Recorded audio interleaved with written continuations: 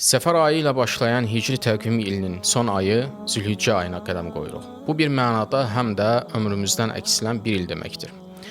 Maraqlıdır ki, Zülhiccə ayı və ələxüsus da onun ilk 10 günü ilin ən əzəmətli və savab qazanmaq üçün ən fəzilətli günlərindəndir. Allah-u Teala Fəcr surəsinin 2-ci ayəsində bu 10 günə and içmişdir. Təbii ki, Allah-u Teala'nın bir şeyə and içməsi onun dəyərli olmasına işarədir.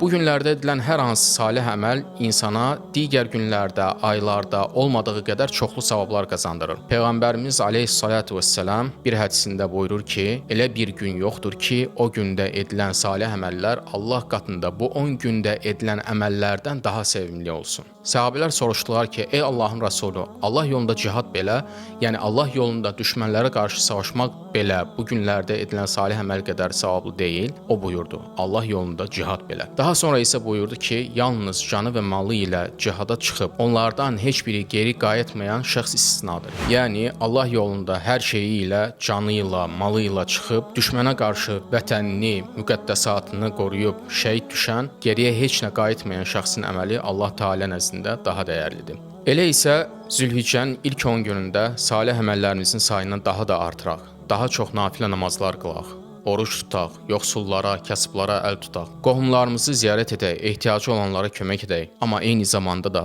haqq sahiblərinə xəyanət etməyək, haram loxma yeməyək, gözlə, qulaqla günah etməkdən uzaq duraq. Yəni, xeyir əməllərimizin çeşidlərini zənginləşdirək, günahlardan da çəkinək. Əgər yola salmaqda olduğumuz bu ili günahlarla açılışını etmişdiksə, heç olmasa bağlanışını salih əməllərlə edək. Çünki hər şey sonluğuna görə dəyərləndirilir. O sallallahu aleyhi ve sellem Muhammed.